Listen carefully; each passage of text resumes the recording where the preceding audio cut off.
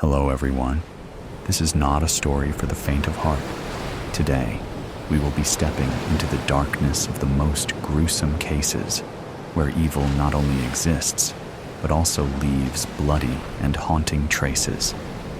This is Real Gruesome Murder Cases, a series of true stories about murders that made the whole world shudder. If you are ready to face the cold truth in the gruesome corners of humanity, come with me to delve deeper into each case. Newton's cradle.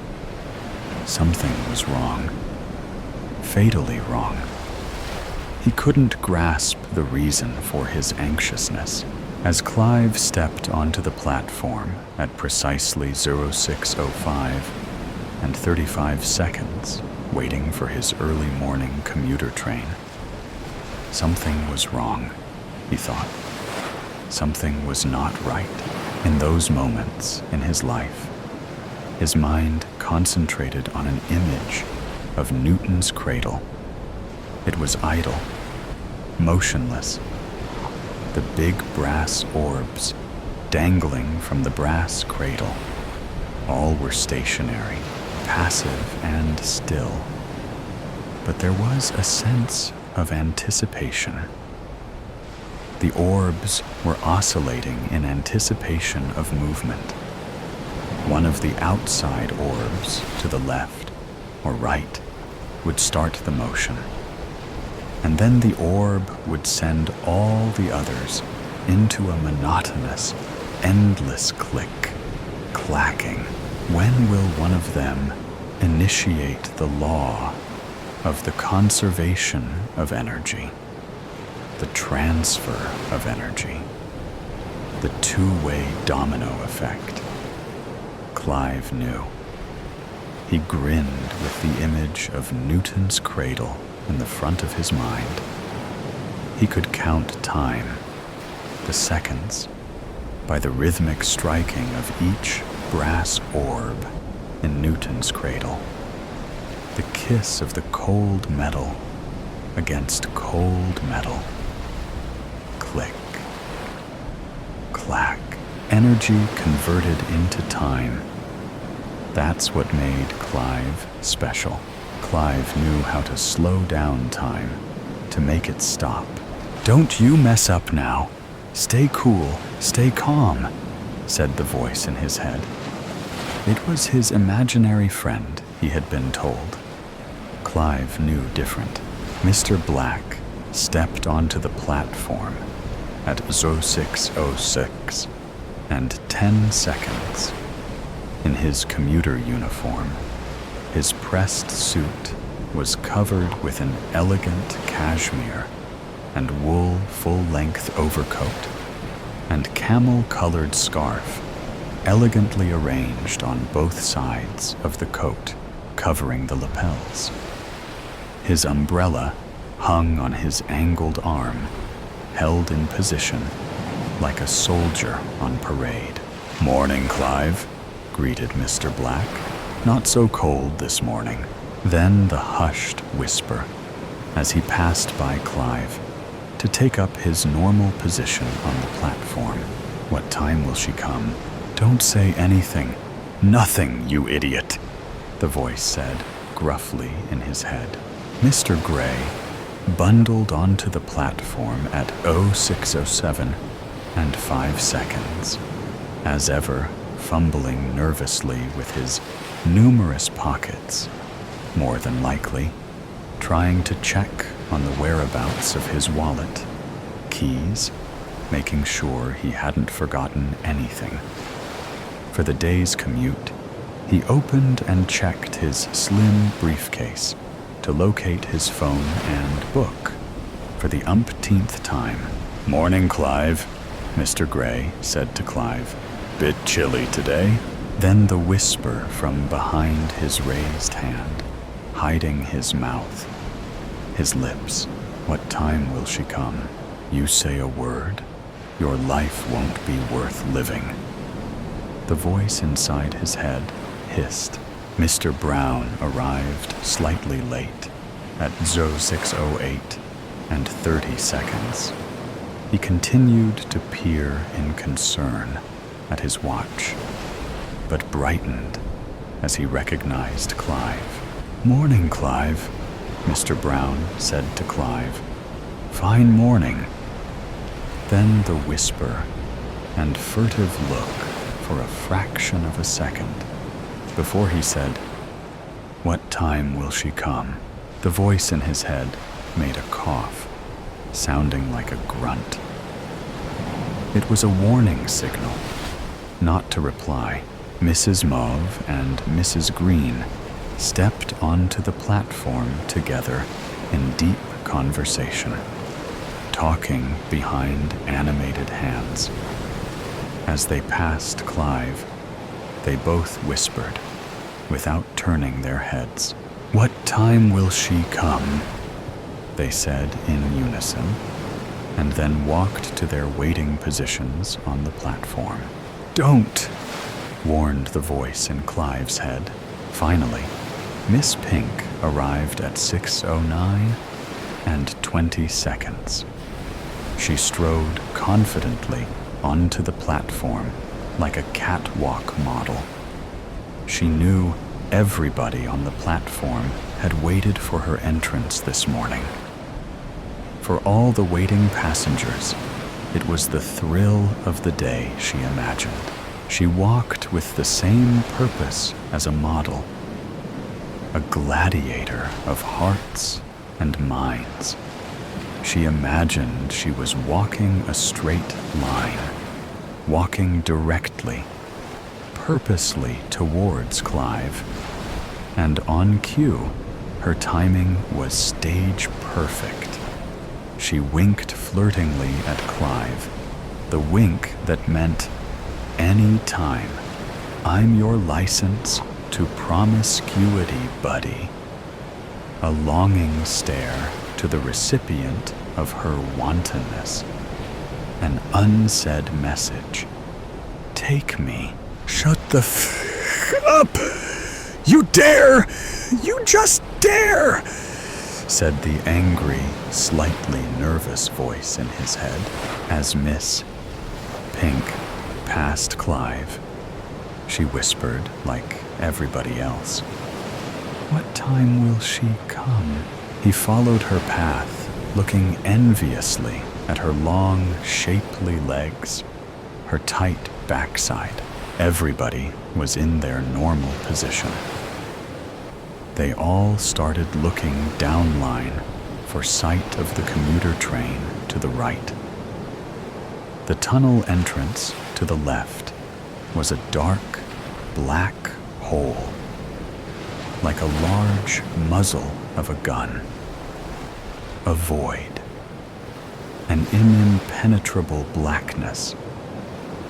It was different to the darkness of the early winter morning, where the light pollution and illuminated glare diffused the blackness and played tricks with eyes. Then the stranger arrived. He wore dark glasses and a long black trench coat styled raincoat. He looked around the platform and recognized Clive. He bowed his head and strode up to Clive. There was intent in his voice when he said, "Mr. Caldwell, I need a few words with you. Do you mind if we talk?" "Don't tell him anything. Understand? Not a word," screamed the voice. "It's an important matter, Mr. Caldwell. It's about your wife." The stranger in the long trench coat didn't finish the sentence. "Be careful now," said the voice with a menacing tone. Instantly, the golden orbs started to move in Newton's cradle. Click, clack, click, clack. The energy and counter-energy started to dance. Both the cradle and balls were shuddering, jerking in an erratic, crazed movement. "What time will she come?" said the stranger. He didn't whisper it like the others, but as the voiced question appeared in the hushed morning air, the stranger smiled a knowing smile. Clive thought he noticed a smirk. "Keep that mouth shut. Keep it shut." The voice in Clive's head was getting more than angry. It was becoming uncontrollable, insane. Click, clack, click, clack. The golden orbs had really started to move now. They were moving back and forth with the velocity of a funfair ride. Clive had forgotten the name of the ride. His brow started to sweat. His palms started to feel clammy. He felt nauseous. Bang! The explosion came from the black tunnel entrance. The impact, the latent energy of the explosion, was made more catastrophic as it was ignited from inside the tunnel. And then the trapped energy blasted outwards with more force at its mouth. The entrance, a titanic release of deadly energy. Huge pieces of masonry. Metal flew like missiles through the dark morning air, hissing with a deadly force. The sonic boom of the explosion deafened the dark morning skies. Clive had a slow-motion image of the chaotic debris decapitating some waiting passengers on the platform, their bodies smashed into pieces by the force of the explosion. Clive slowed the titanic forces in his mind to a still photograph type image. He made it stop. Click, clack, click, clack. The sound of Newton's cradle returned from his peripheral hearing as the sound of the explosive forces stopped at the same instant as the horrific images. "She won't come now," said the voice with evil mirth in Clive's head. "She's gone forever." There was a sense of finality in the last words.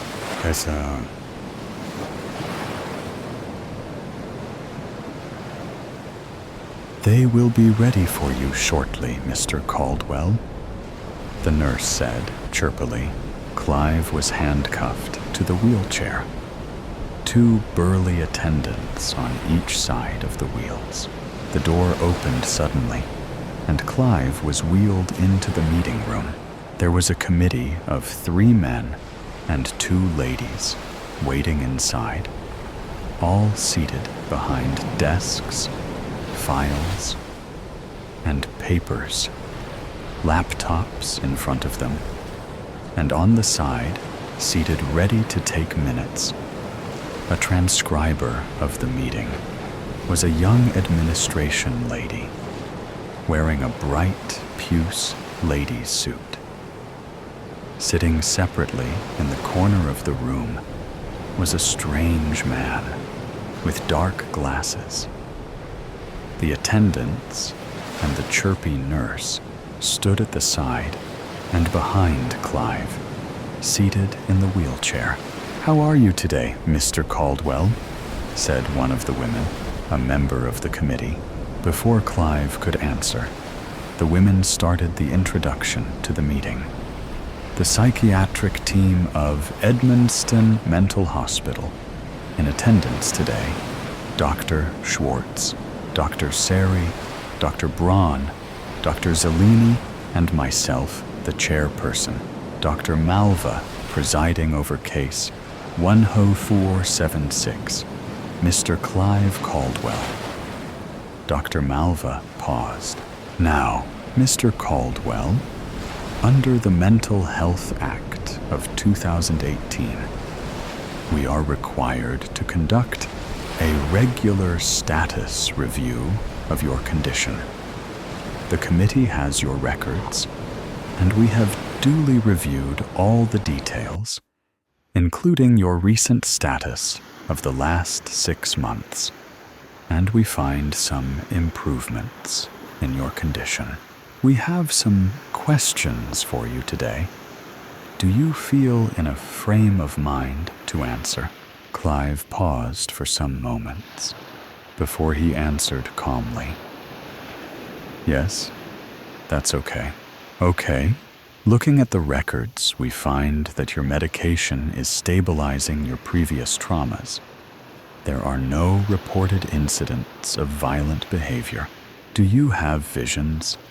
Or when was the last time you had any distressing visions, Mr. Caldwell? I can't remember. Not for some time. Clive quietly replied. Good. And what about voices? Do you hear any voices in your head nowadays? No, ma'am. And I don't have any headaches either. Clive added. Very good. We, the committee, believe that you no longer pose a security risk, not whilst you are in this institution, and you are taking your prescribed daily medication.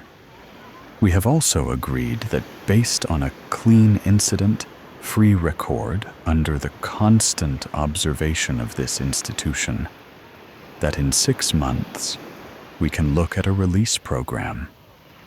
What do you say about that, Mr. Caldwell? Great. Getting me time back again. Thank you, ma'am, Clive said with some hesitation. He looked to the corner of the room at the seated stranger. The seated stranger took off his dark glasses and peered directly at Clive. He had no eyes. Instead, where there should be eyes and eye sockets, there were 2 black holes. They looked like tunnel entrances, with the scars and scorch marks of fire caused by a tremendous explosive blast were evident on and around the circumference of the black holes. The stranger's expression didn't change. His face was peering directly at Clive, and then he smirked and mouthed silently. What time will she come? Who is that? Clive thought. The past and the future, you arsehole. Don't look at him, you idiot, said the voice in Clive's head. Okay, nurse, take Mr. Caldwell away, and we will see the next patient. The attendants reversed the wheelchair out of the meeting room. Clive's first thought, 5 minutes and 12 seconds. Meetings are getting shorter. Clive was grinning, a crooked smile which never disappeared off his face. But no one noticed his eyes, peering at nothing. There seemed to be something going on behind the masked appearance on his face, his pasted-on smile, his eyes. It was a charade for the continued monitoring and inspection of all at Edmonston. He wore the mask like a reveler at Mardi Gras, his unique disguise. Fake it to make it, the voice in Clive's head. Told you we'd be out of here. Just keep smiling, Sonny. Just be patient with these arseholes for a little while longer. Who's always looked after you, Sonny Jim. Always, right from the beginning of time. Click, clack. The sound of the orbs in Newton's cradle continued counting time. Clive's time, Stargazier. With rumblings of war rolling along the coastline, the knock startled Cecil. His grip tightened on the pewter plates as a sense of foreboding took hold. Opening the door revealed a handsome stranger, with refined features, as if carved from marble. He had jet black hair and eyes that glinted like cold steel.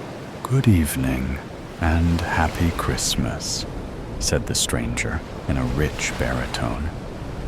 "My apologies for the intrusion, but it seems my carriage has lost a wheel just up the road. Might I trouble you for some shelter from the cold while my man fetches assistance?" Cecil hesitated. He had been expecting his brother-in-law. He was struck dumb. Before he could collect his wits, his wife appeared behind him. "Marry a sec?"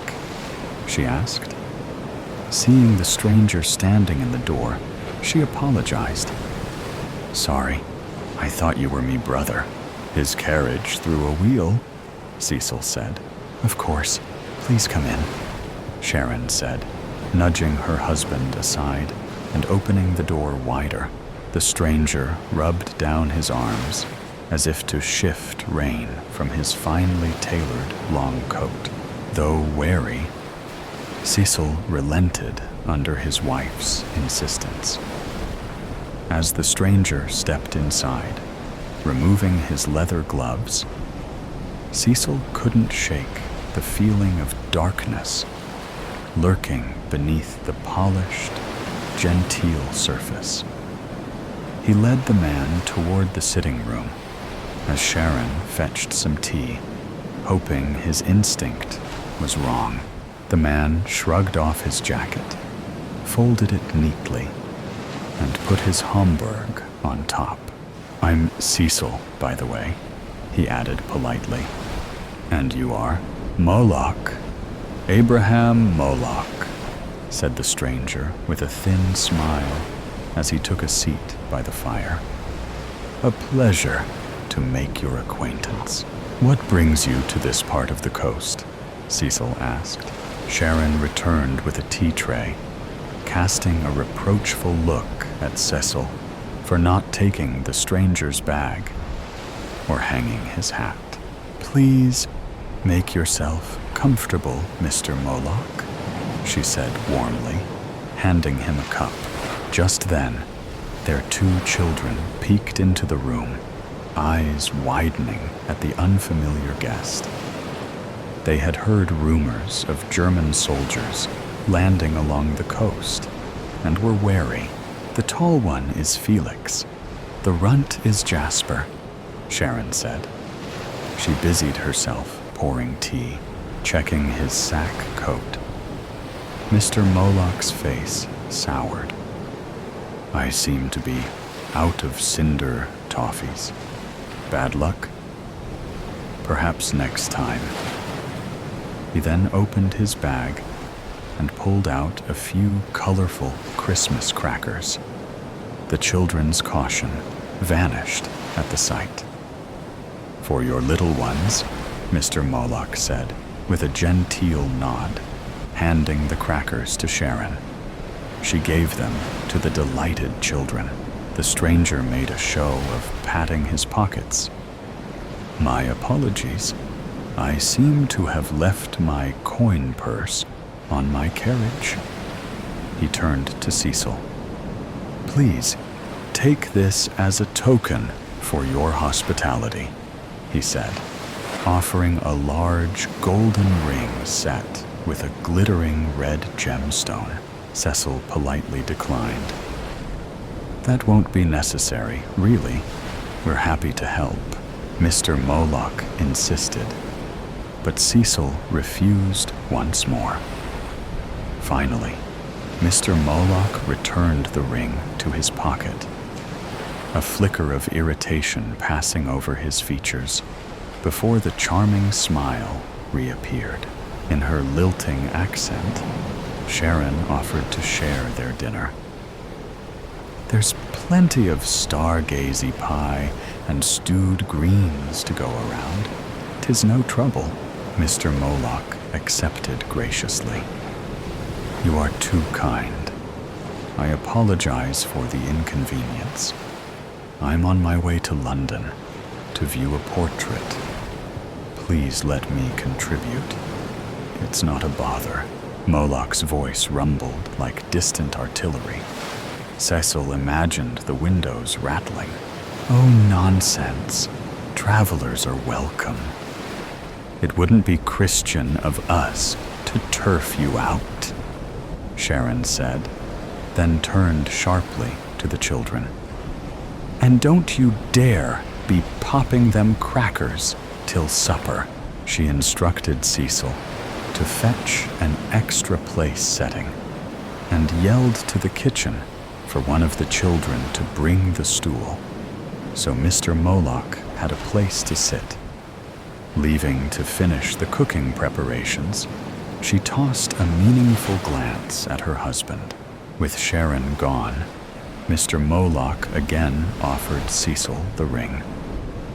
Please, I must insist. Consider it thanks for your hospitality. This time, with no one else present, Cecil accepted it, sliding the ring onto his finger. The red gem glinted in the firelight. Mr. Moloch smiled, leaning back with a smirk. Cecil studied the ring on his hand. It looked expensive. How would he explain this extravagant gift to Sharon? She had refused it just minutes ago. Perhaps he could trade it in the village without her ever knowing. He quickly took it off and put it in his pocket. The family sat down to dinner, with the older boy pushing the stool into Jasper's spot. The smell of fresh bread and fish followed Sharon. Jasper's knees poked up too high, so he stretched his legs out to the sides. Don't be rockin', Jasp. We've got company. Sharon put her hand on Japer's leg to hold him still. Jasper moved the wiggles up to his shoulders in defiance. We've got plenty of food. I'm afraid we've mashed together our holidays on account of me brother coming home from the war. He should be along any time now, Cecil whistled. Don't mind my wife. She's Cornish and a wee bit potty. Sharon playfully smacked Cecil's shoulder. You familiar with the story of Tom Bawcock? It's Mariusec's favorite holiday, so we didn't want him to miss out. Would you like me to recount the tale? Cecil feigned disinterest, having heard it many times before. It's just a fish tale. I'd love to hear it. Mr. Moloch's eyes opened wide. Dinner and a show? You are too kind, clearing her throat. Sharon launched into song. A merry place, you may believe, was Mousehole upon Tom Bawcock's eve. To be there, then, who wouldn't wish to sup o' 7 sorts of fish? Cecil interjected. Could you at least sing in plain English, dear?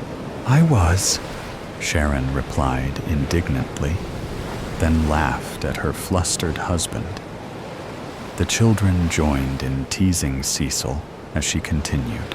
When murgy broth had cleared the path, comed lances for a fry.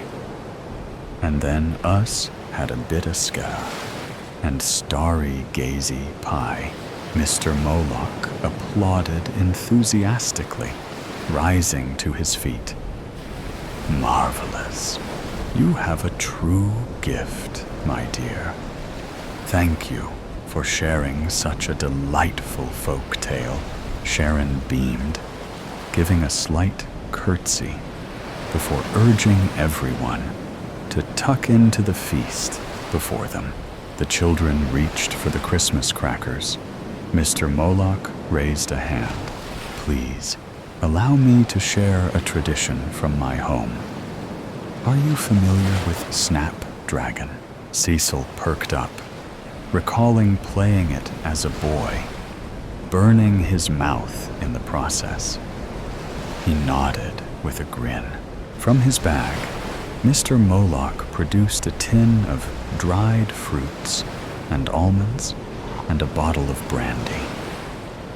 Using the lid of the tin as a dish, he tapped out a few pieces of fruit and doused them with the brandy. He lit the fruit with a match. They ignited in blue fire. Plucking a piece of dried apple up, he popped it into his mouth, then blew out a small blue flame. The children watched, enthralled. When Felix reached out, Mr. Moloch pulled the tin away. There is a rule to this game, a way to show what you are most thankful for. He turned to Cecil meaningfully. In this dance, with fear and shadow, reveal the ember burning deepest within. Speak not of fleeting joy, but lay bare the pulsating rhythm that makes you feel alive. For in the flicker of this flame, you offer the essence binding you to existence, the marrow of your being. Choose wisely, for what you express in this dance may echo beyond the crackling fire. Cecil tensed, unsettled by the speech. He started to object, but Sharon and the children insisted on playing. Reluctantly, Cecil nodded, hoping it was merely an odd tradition and nothing more. Jasper went first, popping a flaming fig into his mouth and blowing out a wisp of blue flame.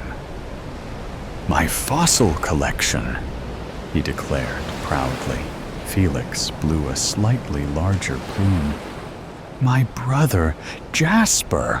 Jasper took a moment to decide if that was an insult, and chose to accept it as so.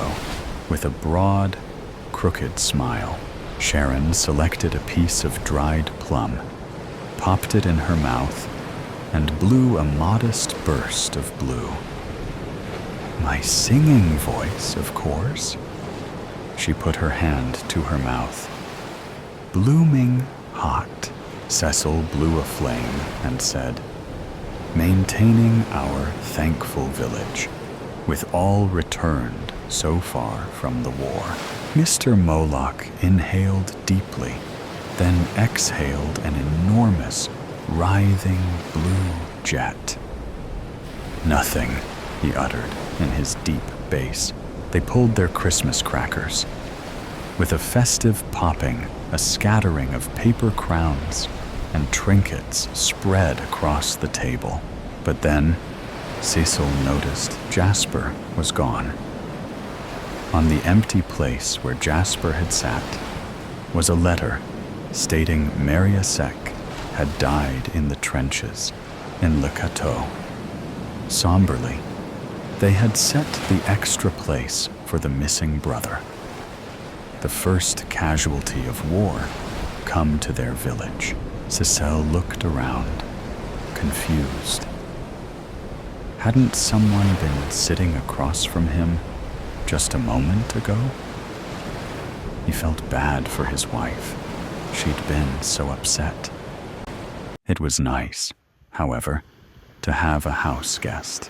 He also wondered why Felix was using the kitchen stool and not the chair set for his brother-in-law's spirit. But glancing at Mr. Moloch's smiling face, the questions slipped from Cecil's mind. Sharon offered to sing Tom Bawcock's tale in her gravelly voice. Mr. Moloch was eager to hear it. She began, "A merry plaise you may believe was mousel upon Tom Bawcock's eve." Cecil quickly stopped her, feeling something was amiss. Her voice wasn't her best trait. "It's a Cornish tradition. about a fisherman during a time of famine who bravely set out in a storm to feed the town where Sharon came up. Mr. Moloch proposed a round of snapdragon, calling it a beloved pagan tradition where you express gratitude. Wary but enticed, Cecil agreed to play, as did an enthusiastic Felix and Sharon. Mr. Moloch turned to Cecil. As the flames dance, whisper the heartbeat of your existence.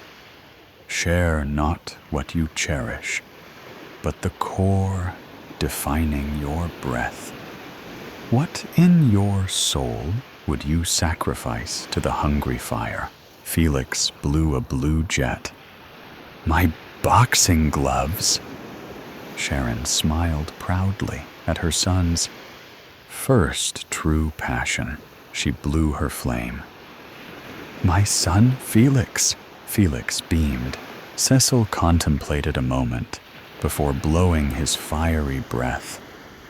The proud, strong Royal Navy keeping invaders at bay. As the crackers popped, Sharon let out a wail. Felix was gone. Sobbing, she explained her boy was killed in the German shelling of the coast. He was so fond of Unton fossils after Boxen in Whitby. My apologies for her. It's been a trying time, Cecil said.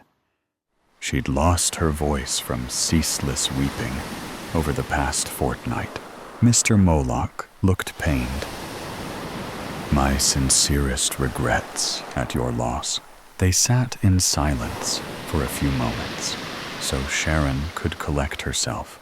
Perhaps a round of snapdragon to lift spirits? Mr. Moloch suggested. My family tradition is to share what we are most thankful for. He turned to Cecil. You know the rules. Speak the fire within, the pulse of your sacrifice. What do you cherish most? Sharon blew a wisp of blue. My lovely home, Cecil contemplated before breathing his flame. My beautiful wife, Mr. Moloch rumbled. Nothing, his jet dwarfing theirs. The crackers popped like artillery fire as Cecil transitioned to sitting with Mr. Moloch in a seaside shack. Cecil drank heavily from the offered brandy, lamenting his wife, his children, his home, his brother. He stared at the letter, telling of his brother-in-law's death. Cecil's memories slipped away like vapor. He regretted not living the life he wanted, blaming the demon drink that stole his wife, kids, and chance to take his place in battle. Mr. Moloch offered dried fruit and a game of snapdragon to lift his spirits. Sacrifice the spark, keeping your flame alive, fueling your dance in shadows, he instructed. Cecil blew a wisp of blue. My health? Mr. Moloch rumbled. Nothing. Then he offered a Christmas cracker. The pop left a hint of black powder in the air. In a bedroom, Mr. Moloch sat beside Cecil. They played again, Cecil sacrificing his only prized possession, the ring sitting heavy in his pocket. Mr. Moloch blew out a large flame and crunched into his almond, then said, Nothing. Cecil stood to pull the cracker. Mr. Moloch assisted Cecil's palsied hand. A pop and a wisp of smoke. Cecil reached for the flaming fruit, blew out a flame. My home. They pulled the cracker together. Mr. Moloch offered his coat to Cecil, a destitute man on the roadside. He pulled a table and chairs from the back of his broken coach, then invited Cecil to share some stargazy pie while his carriage was repaired. Cecil recognized the pie and table. Memories of his wife and children flooded back. He despaired at their loss. The rancid pie at the end of Cecil's ordeal seemed a mockery, stale remnants of a life freely sacrificed to an insatiable demon. Despite this, the food was more than welcome. Each bite revealed years of life, each crumb a precious scene. He ate at his memories as a starved man. Please return all as it was. I refuse to play Snapdragon any longer, he pleaded. Mr. Moloch just smiled. One final cracker. He shook the cracker enticingly. Cecil cried, My life. I'd trade my life for theirs. Finally, Mr. Moloch uttered, holding out the cracker. This time, Cecil got the bigger half. Dreadful luck, Cecil. He set the paper crown atop Cecil's head. Strands of Cecil's hair drifted onto Mr. Moloch's sleeve. Cecil sat numbly as Mr. Moloch brushed off the fallen hair, gingerly placing one in his front vest pocket. You traded your life, family, and youth for a ring. Then, even the ring you returned. When will humans learn to give selflessly? But what of my children's souls? Cecil asked, his voice frail, but insistent. Their bodies, I can find a use. Their souls are their own, replied Moloch, tapping his finger to his lips. You know, I never ask for children, yet I'm often offered them. Perhaps you know why humans so eagerly trade their future. Cecil had a coughing fit. I am not heartless, spiritually, added Moloch.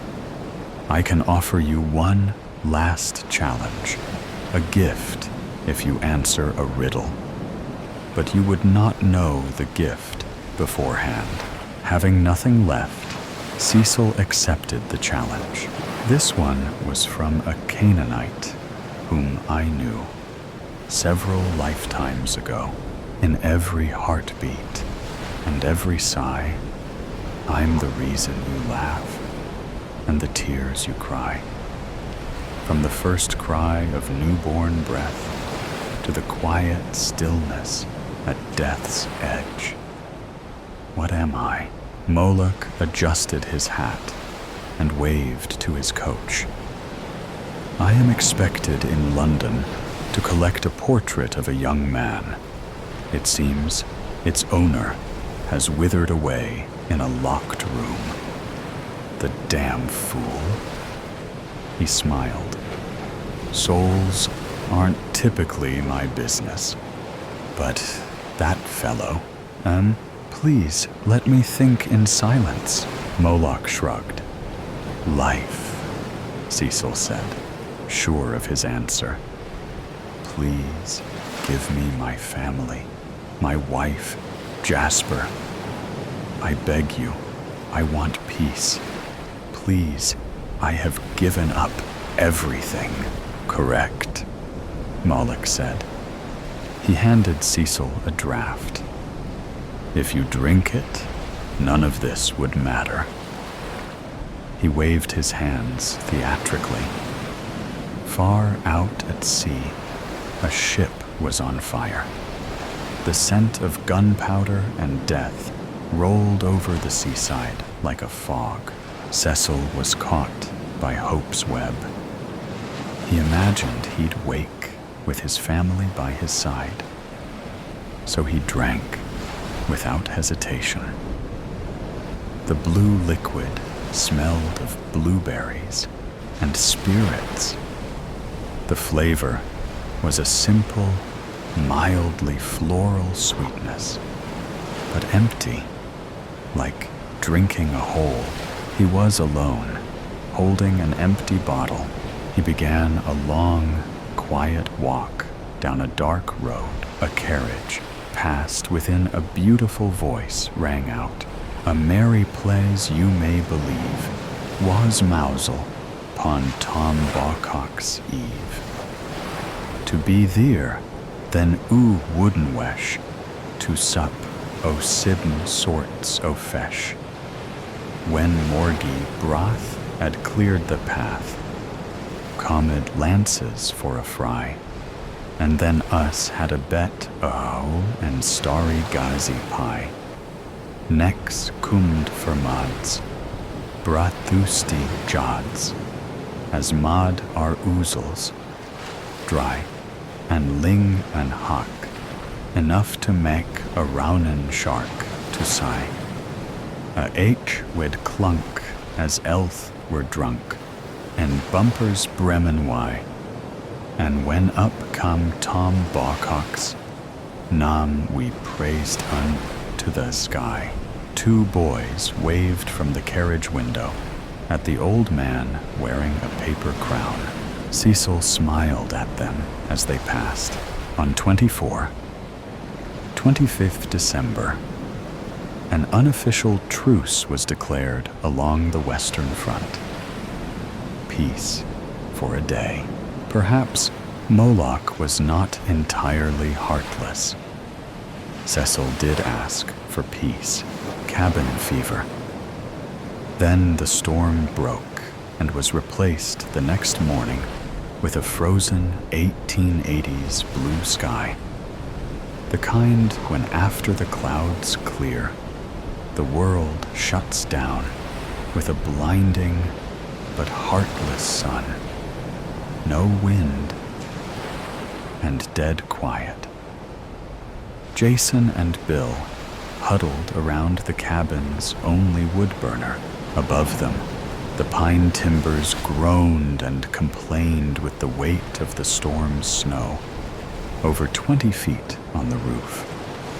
But what dropped their stomach into a mine shaft was the sharp crack about every 10 minutes, a sound like a double barrel going off in the rafters. The cold clenched down on the roof beams. The cabin held in a merciless, ice-cold fist. It was not unknown for a collapsed cabin to be found in the spring, the dead still frozen under the rubble, a beast with a blood-froze beard. Bill mumbled out loud to himself, feeding logs to the wood burner. He'd almost lost Jason the night before. The storm outside had been ghost white and howling a blow. He had worried Jason would lose the rope he'd strung to the outhouse, 60 feet from the cabin. He knew from experience, men lose their way, only to be found in the spring thaw. So when Jason had slammed the pine door and come back in, shaking and terrified, saying he barely made it back, and talking about his lungs seared out from the cold, he had sighed in relief. But when he'd calmed down later, Jason said, "There's something out there, Bill. I could feel it looking at me. I swear I saw eyes in the dark, red eyes, and a growl." Provisions were low, so for supper, the only meal that day, Bill dished out steaming black beans, only a sourdough biscuit on the side. Bill, chicken. Bill, they called him, liked to talk when he was serving food, and fancied himself a philosopher, a cowboy philosopher, although his ranching days were well over. He was 50, which is old in the mountains, but a lot about Bill was still adventurous with his red kerchief, leather chaps he wore like skin, and his Stetson, which he rarely took off. As he dished out the food, he declared, "The Shoshone have 100 words for snow, Jason. Snow that grows out of the ground. A hoary frost sparkling with tiny ice fingers reaching for the sun. Snow that forms a crust when the top melts some and then freezes back up, which might break your leg in a post hole. And snow that lives in the worst cold and wraps itself in the body of a wolf and steals your soul. Like now. Bill, it's 60 below, and I don't feel much like talking about the cold." "I understand, son," Bill said, and took Jason's empty tin plate away. Later that night, Bill sat by the burner, the flame reflected on his weathered face, high cheekbones, and full lips. A handsome man, his wife had said. He stroked the scar from the edge of his eye to the back of his chin.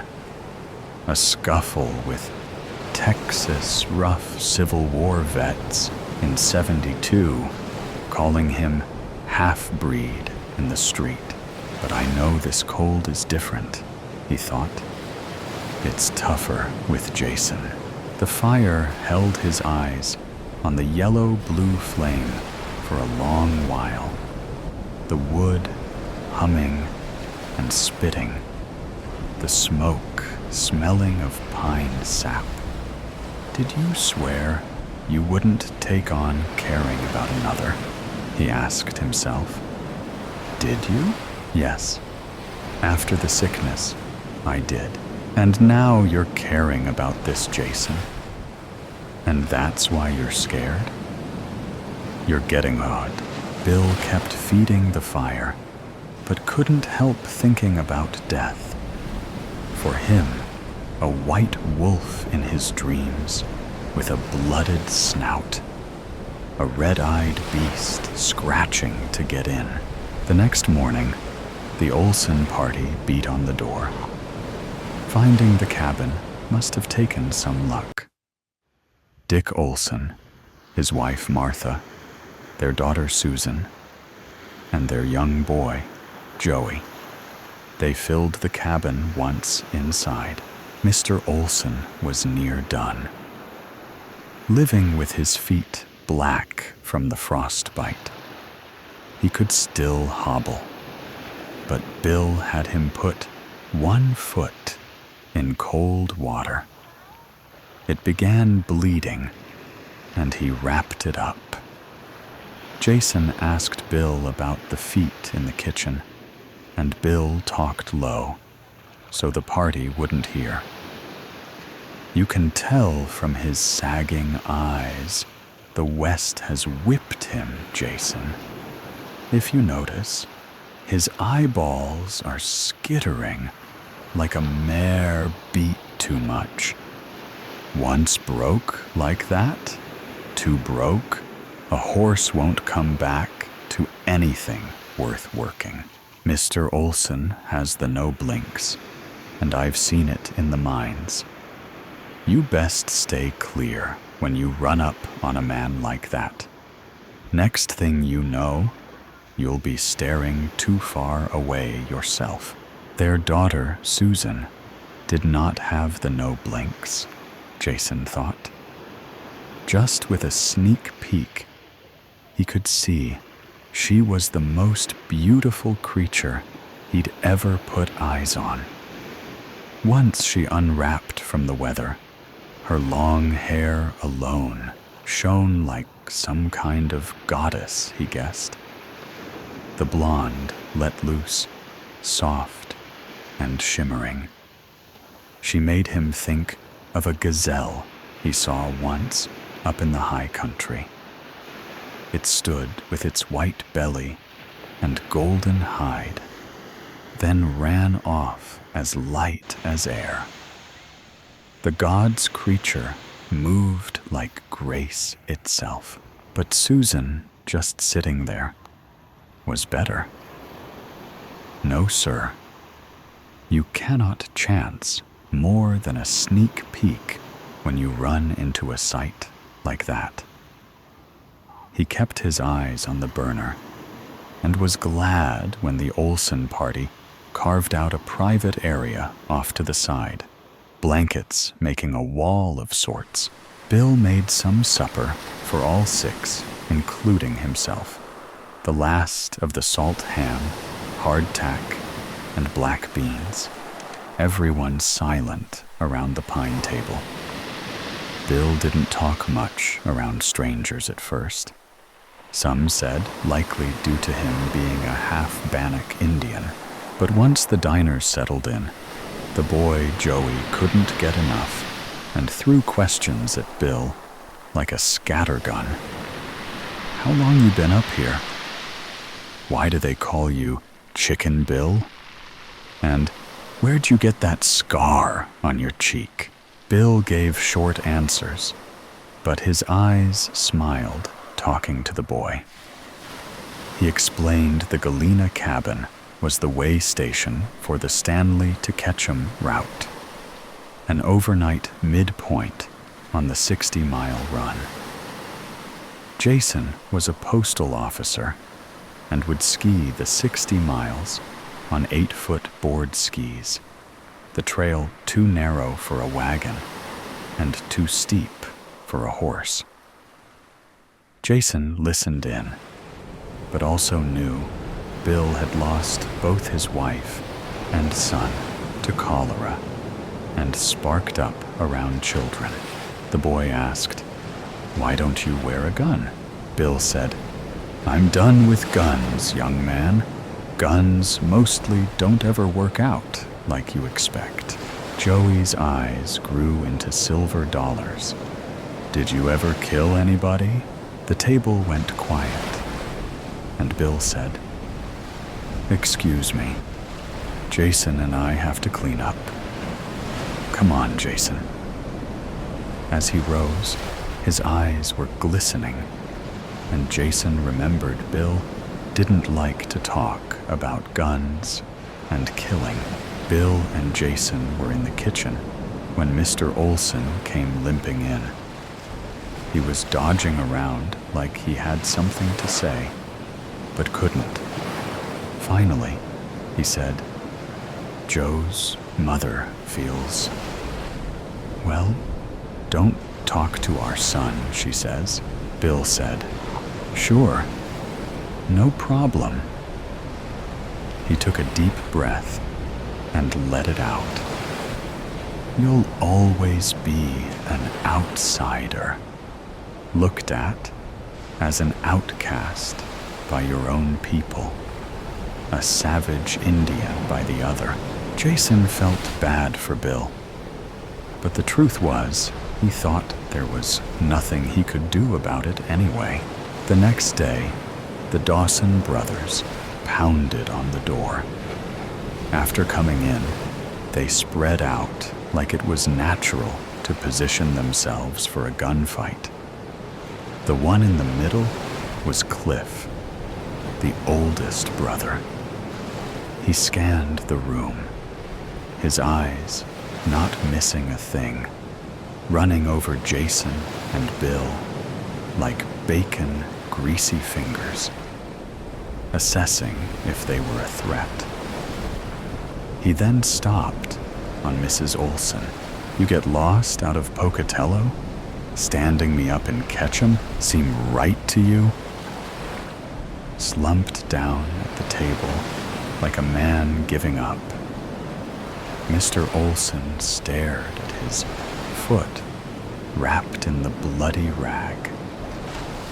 He glanced at his wife, but she saddled up to Cliff, put her face close to his, and with a sweet voice Jason hadn't heard before, brushed her lips up against his right ear. "I'd come back for you, Cliff. You know that."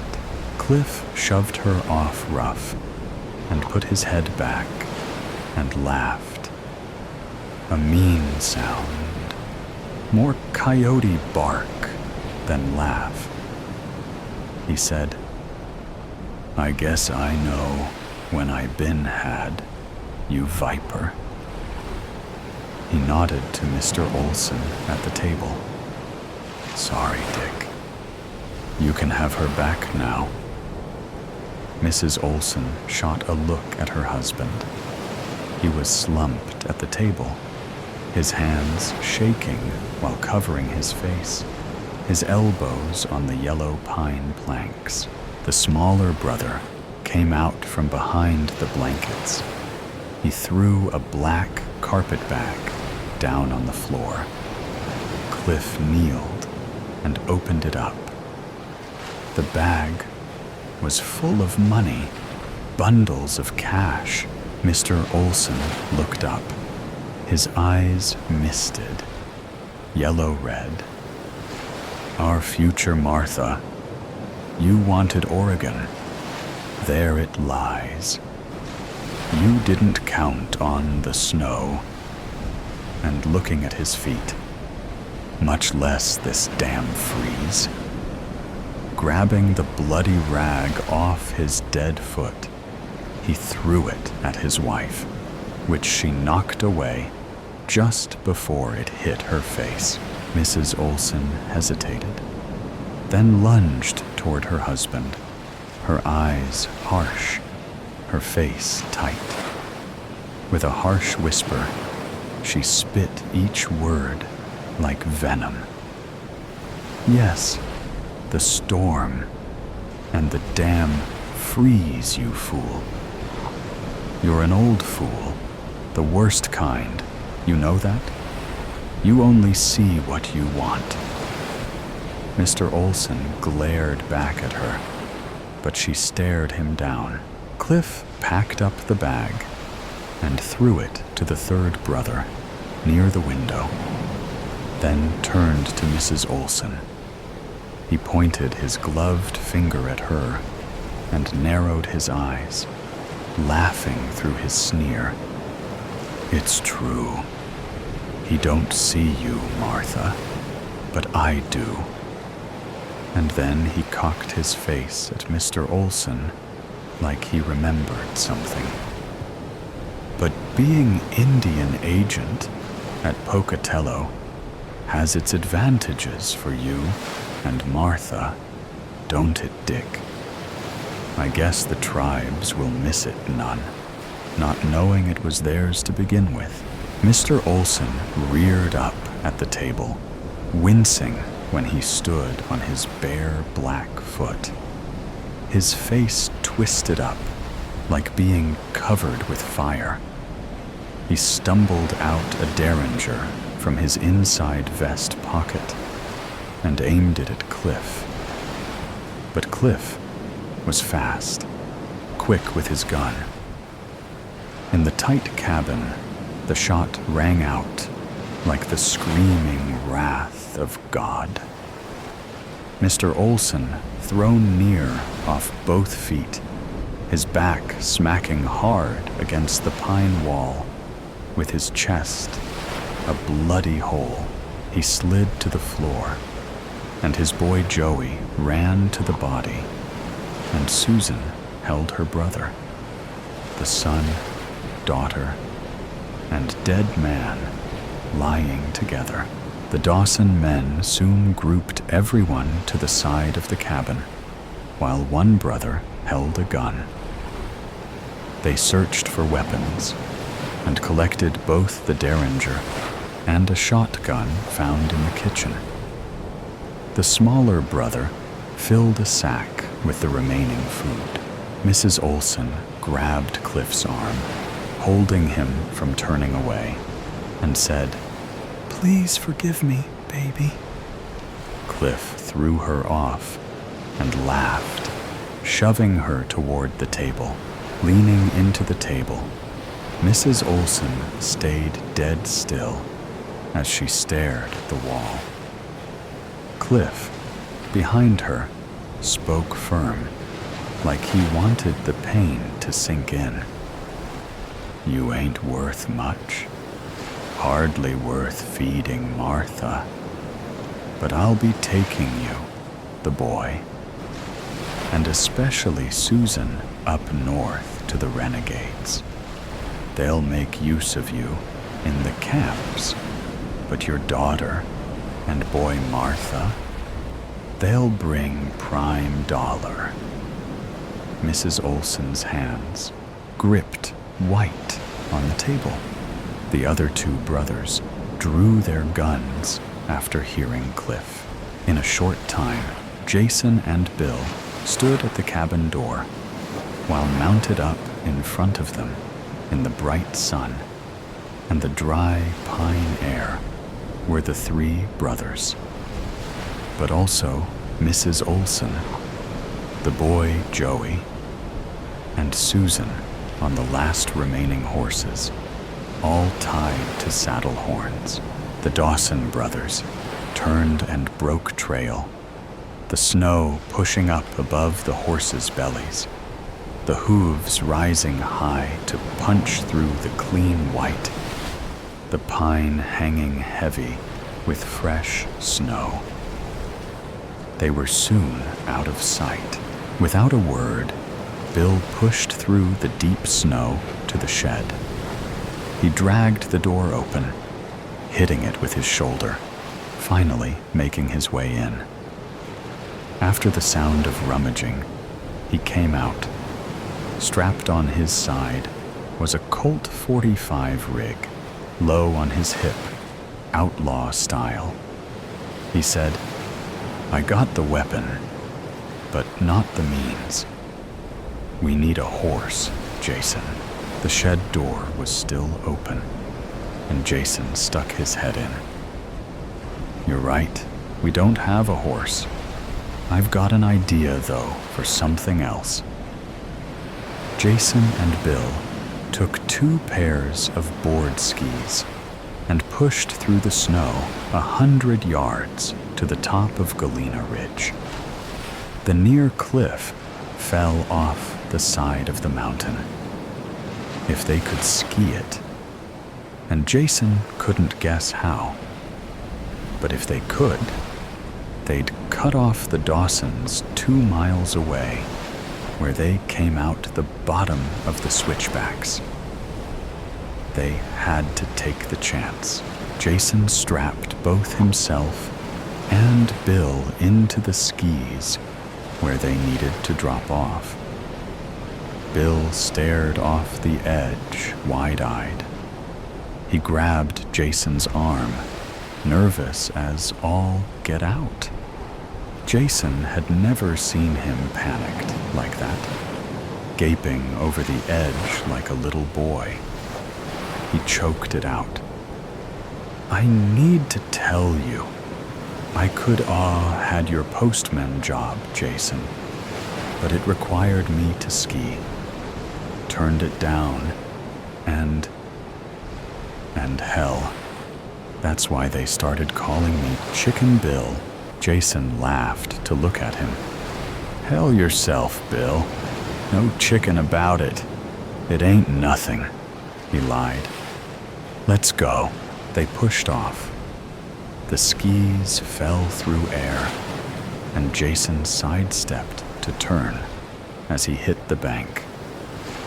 The snow flowed like a heaven's mist over their heads. Jason's skis swooping back and forth, a fine curve on the fresh snow, the cold flakes stinging his face. They weren't skiing, but flying. Bill just closed his eyes and took a straight shot. Together, they leveled out on the basin. The riders slowly came out of the trees. The horses were struggling to lift their hooves in the deep snow, tired and pushed too hard. The younger brother was the first to notice Bill standing 50 yards ahead.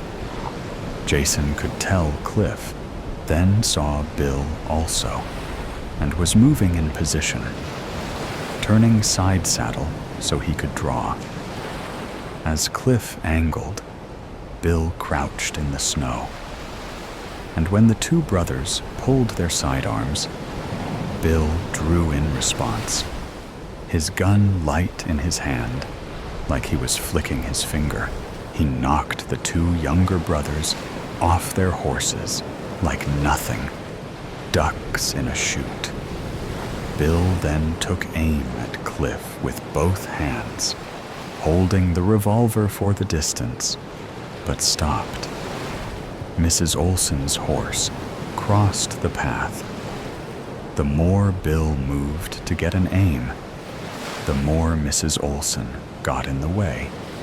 Shoot, damn it. Just shoot. Bill blew air, exasperated. He raised his gun straight up and fired into the sky. This was the break Cliff was looking for. He leaned out, drew on Bill, and took him down with a blast of 3 shots. Cliff could shoot. Bill fell in front of Jason in the cold. As death approached, Bill didn't feel scared, but settled. A peace came over him. But you're leaving Jason, he thought. You need to tell him before you go.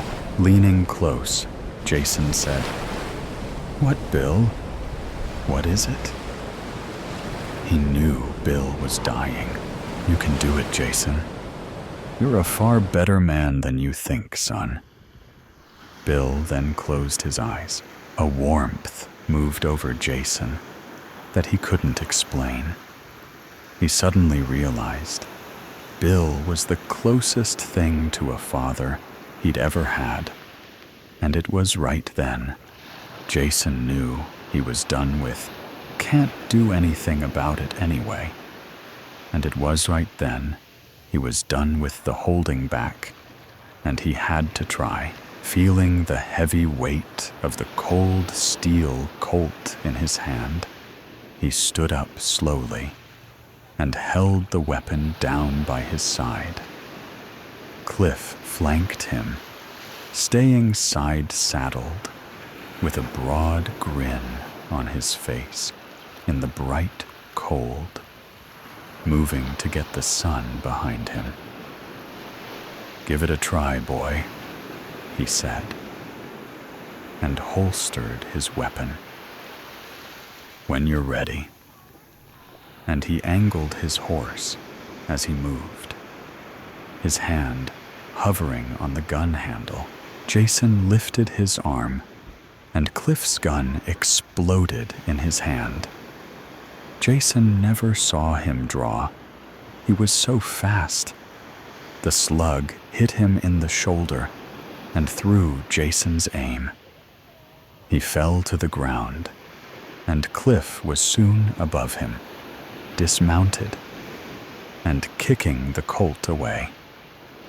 Jason looked down Cliff's gun barrel and felt his chest pounding. He knew the bullet was coming, and his only thought was hoping it didn't hurt. A quick ending, a snarling cut the cold air before Jason saw a white-shaped animal leap for Cliff, who fought the snapping jaws while he writhed on the snow, holding the white, wolf-like thing off his face. Cliff then screamed in terror. The animal slashed at him and dug in, ripping his throat out, then stuck its snout into the wound. Jason turned away, thinking he was next, but soon caught sight of the wolf flashing in the trees. An albino, pure white. He lost sight of the animal in the green pine, the needles covered in ice, crystals on the trees, every last drop. I enter Red Square from the south side. It's late. There's no one else around. My footfalls echo across the bricks. Then I spot him, a slender figure beneath one of the cherry trees outside Drake Hall. Silvery white hair pulled back in a ponytail. Black gloves, combat boots, a wool trench coat, the preferred attire of all psychopaths. I reach into my purse. In the next instant, he is standing right beside me. "Excuse me, miss." I pepper spray him in the face. He takes it stoically, with little more than a wince. I empty the entire can, but he just stands there, squinching like it's nothing but tepid water. Then he wipes his obsidian eyes clean with his gloved fingertips. I suppose I deserve that. I forget how fast we seem to you. Forgive me. I mean no harm. I will scream. You're Anika Chande, yes? From the physics department? Doctor, I say by reflex, sounding breathless. Who are you? Or what?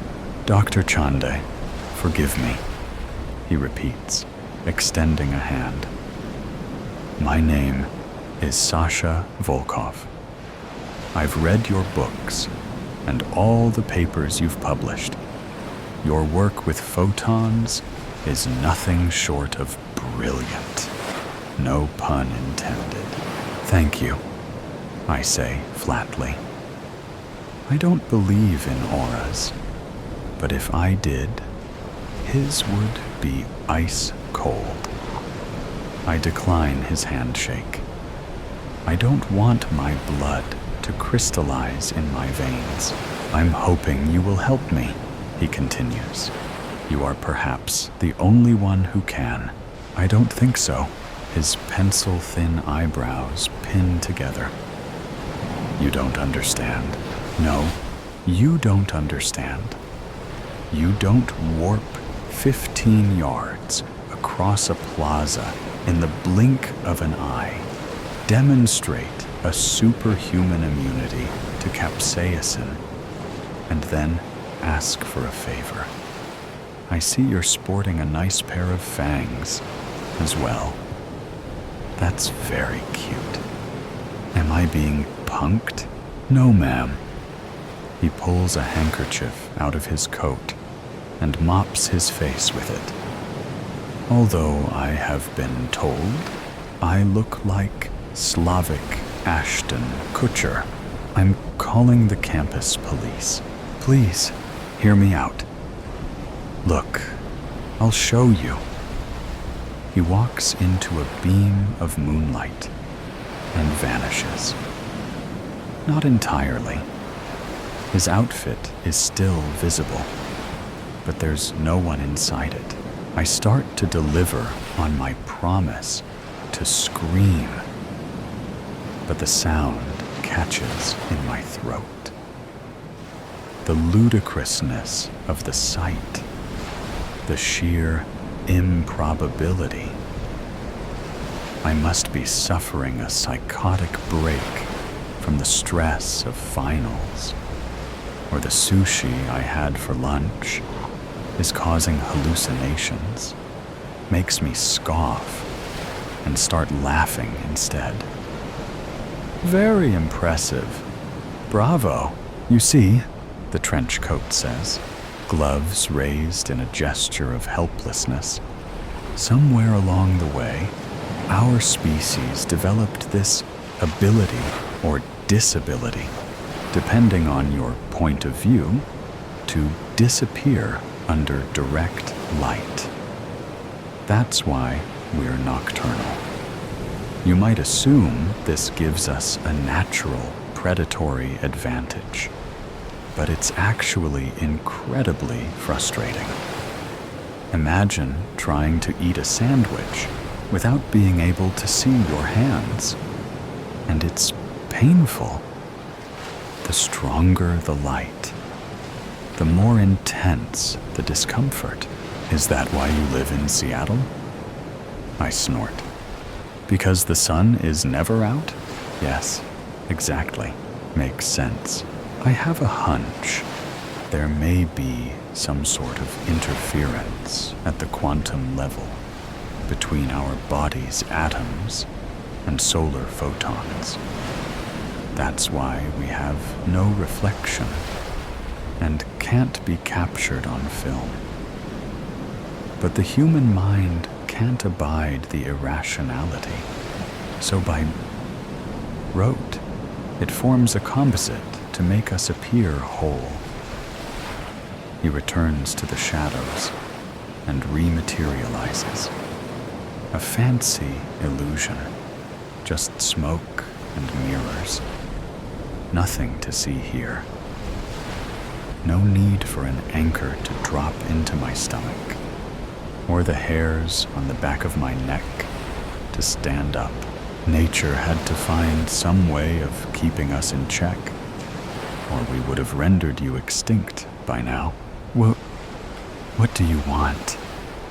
I ask, wishing my voice didn't make me sound so fragile, so human. There was an article about you in the school newsletter recently. Thanks to a generous donation from someone who wished to remain anonymous, your lab was able to get a new quantum camera and an entangled photon detector. Volkov grins, his cobra-like fangs glistening even in the dark. I am that mysterious benefactor, and I want you to take my picture. Please stop messing with me. This really isn't funny at all. I'm quite serious, actually. We use simple objects for quantum imaging, like an emblem made out of gold and silicon. Not living beings. Well, according to your lore, I'm not really alive. Isn't that right? I grip the strap of my purse, certain at any moment I'm going to wake up in a puddle of my own drool at my desk, having fallen into a fever dream. Undead beings, then. The fact remains. You injure me, Doctor. I am not a zombie or a virus. My physiology is nearly identical to yours, with a few notable differences, of course. His stare is beyond unsettling. I cast my gaze towards the parking lot and keep it there in case he's trying to hypnotize me. It's very late. I need to be getting home to my family. He pretends not to hear me and carries on. I understand there may be challenges. That's why I'm asking you. You're the only one who can rise to the task. Mr. Volkov, whomever or whatever you are, I suggest you learn to take no for an answer. The first time, not the second or third or fourth. I stride away, making sure to keep my head held high, projecting indifference. Oh, come now, he says, voice dropping to an impossibly low pitch. I could just compel you to do it, but I'd rather you choose. This is an exciting opportunity for us both. My legs grow heavy. Against my will, How is he doing that? I stop in my tracks, my heartbeat rising rapidly into my throat.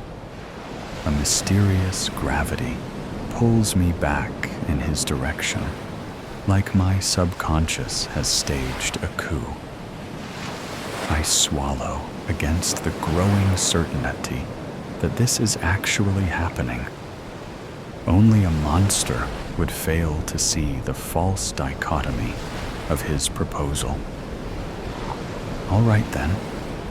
Fine. In the lab, I keep the overhead lights off.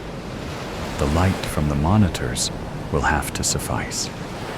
As soon as we're inside, Volkov makes a beeline for the oversized Faraday cage one of my students built as part of her thesis. Like he knew it would be here, waiting for him. What material is this lined with? He asks through the open door. Aluminum foil. Ah, why? Worried it was silver? The muscles of his jaw twitch. No, that's another myth. Along with aversion to the crucifix, garlic, and wooden stakes.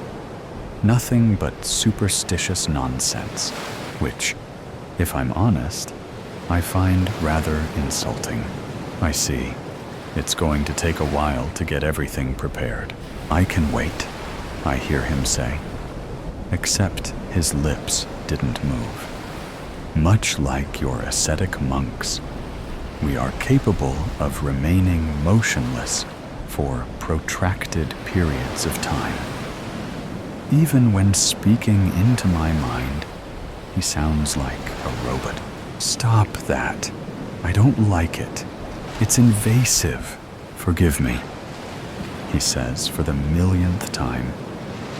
But at least it's out loud. I set to work calibrating the laser with the beam splitter. Then ensure the quantum camera is in position to catch all the action. Once the photons pass through the vacuum chamber and into the Faraday cage, they will entangle with Volkov's atoms, or won't, if there is indeed some sort of interference. Then the beam will be rejoined on the other side by a sensor. The high-precision spectrometer, along with the computer program on my laptop, will gather and interpret the data. You do understand that should we manage to get an image, it's going to be little more than a ghostly outline, right? Nothing like an actual photograph. When was the last time you saw your reflection, Doctor? In the bathroom, after class, I've never seen myself at all.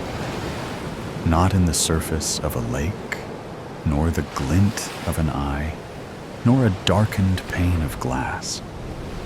You cannot cast a shadow if you are never in the sun. I've commissioned sketches and paintings, of course, but it isn't the same, is it? I've never seen a real, tangible image of Sasha Volkov. He pauses. Because he's so still, I can't tell if he's battling with something or just going dormant. Can you imagine how that feels? To have so little confirmation of your very existence? I mean, I teach for a living. I shrug. I wonder how many people he's fed on. How many pints of blood he's drank. Thousands, he says, reading my thoughts again. Why is that relevant? I asked you not to do that. I can't help it. It's like asking me to ignore a blaring car alarm. If you want my help, then you can try. He doesn't move. Yet I feel his irritation growing, as though he's funneling his feelings directly into me. How many animals have you consumed in your lifetime? How many cows, chickens, fish? I'm vegan. Have been since 2006. Figured you would know that. The point is, you don't think of your food in those terms. Would you castigate a lion for feasting on a lamb? It is the way of things. We have been with you since the beginning, in the shade of your monuments, co-evolving. Nature designed us for a singular purpose, to cull the human herd. But as you can see, we're doing a piss-poor job of it. There's more of you than ever. In a surprising, potentially deceptive twist, I feel his emotions sink into self-pity, like he believes, ultimately, it is he who is the victim. Aren't your kind just humans who've been bitten and turned? Like Lestat and Lewis, his irritation blooms into full-blown disgust. Ridiculous. Can you turn a chimpanzee into a Homo sapiens? We reproduce the same way you mammals do, via fornication and pregnancy. We are warm-blooded, after all. It's just not our blood. It doesn't originate from our bone marrow.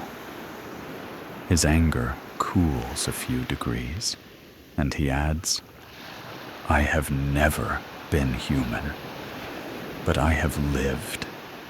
I have seen wonders and horrors you cannot begin to fathom. We have our own society, tucked away in the nooks and crannies of yours. Our own ambitions, too. Glad for the change of subject, I announce. We are ready to run our first trial. Please stop talking now and remain stationary. Volkov shuts the door and settles in. I click on the laser. The beam is split and sent into the cage. The hum of the machinery comforts me, brings to mind the many students who've used it to embark on their first voyage into the realm of the subatomic. The inevitable look of rapture when they finally see the particles they've spent so long reading about. In the midst of this rumination, I realize it's providing a kind of psychic cover. My subject is occupied, the grip of his influence weakened. I slip a ballpoint pen into the pocket of my blazer and pray he doesn't notice. We run 6 trials in total. The whole process takes a little over 2 hours. Once it's finished, I take a screenshot of the results and send it to the printer in my office. Volkov exits the cage and joins me, and once it's printed, I hand him the copy. He accepts it like it's his birth certificate. Like I said, pretty grainy, but it worked, he murmurs. His fingers trace over the grayscale form, caressing it. He is totally transfixed. I feel his heady mixture of elation and awe, the vanity that coils around his heart like a serpent. It's me, he whispers. You got what you came for. I need to get going now. My family will be worried. Volkov gives me the side eye. Surely you know by now that lying to me is pointless. I don't know what you mean. If I don't get home soon, you live alone, Doctor. Have since your breakup with Paul. You don't own any pets. Nothing that depends on you for its survival. Not so much as a cactus. Your younger sister calls to check up on you every so often, but not often enough. He sounds bored with the subject, preferring to pore over the printout with the intensity of an art appraiser. Is there anything else your system picked up on? I push aside the sense of betrayal and shake my head. The emissions analysis produced a string of errors that would seem to confirm your hypothesis of some kind of interference, as no entanglement occurred in any of the 6 runs. But it would take a much more thorough experiment to isolate the actual cause of that interference. I see, he says, licking his chops. No matter. Still a tremendous success.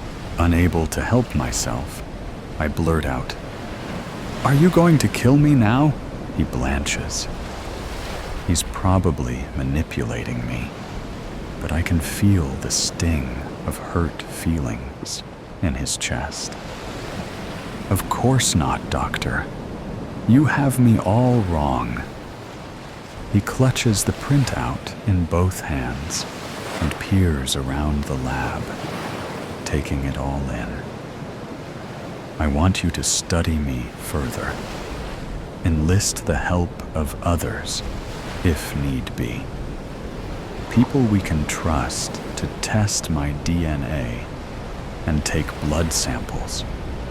Think about it.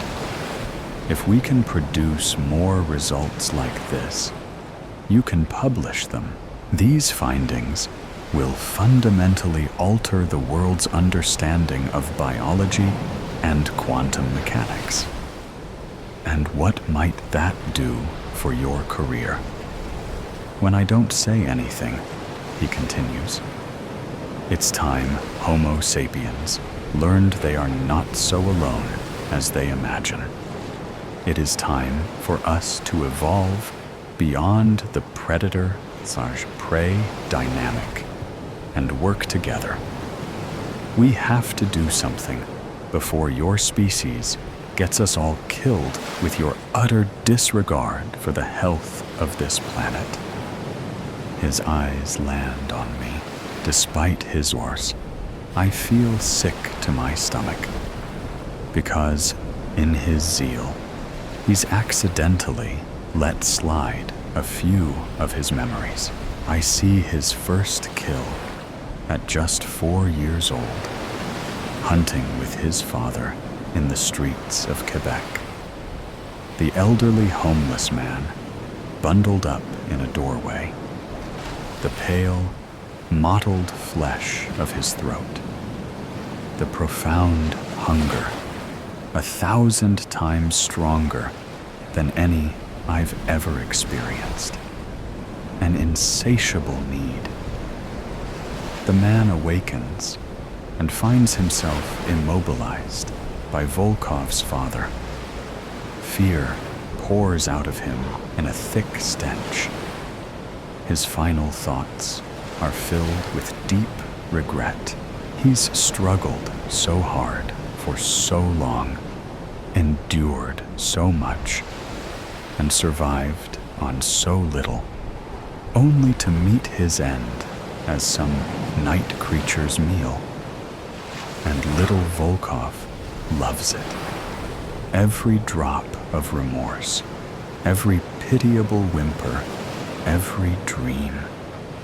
He feeds on them along with the blood, gorges on the man's life force until he's full as a tick. And his father says simply, "Good." I see his most recent kill from earlier in the night. Stephanie Albright, the student who made the Faraday cage. He broke into her dorm and drained her in her sleep. She died and never saw it coming.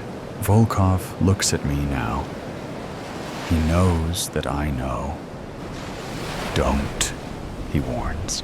I jam the ballpoint pen into his chest. My aim is perfect.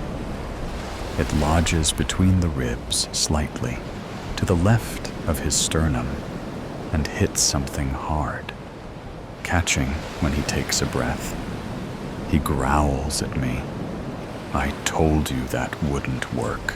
Then I'm soaring through the air.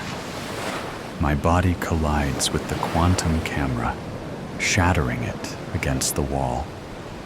I land in a heap on the floor, sparks raining down around me. Pain shoots up my spine, the wind knocked out of me. Volkov is on top of me in seconds, his weight like a 1,000-ton hydraulic press. There is no further possibility of fighting back. Do it then, I hiss at him. I will not be like the man in the streets. I will not go to my death without dignity. If he's going to eat me, let him taste nothing but pure hatred. Do it, you fucking parasite. He flinches again. I feel his emotions fan out in a kaleidoscope of rage, disappointment, and woe, beneath which is a childlike longing for my approval. He can't hide it now that I've seen it. His need for recognition that washes over me in waves.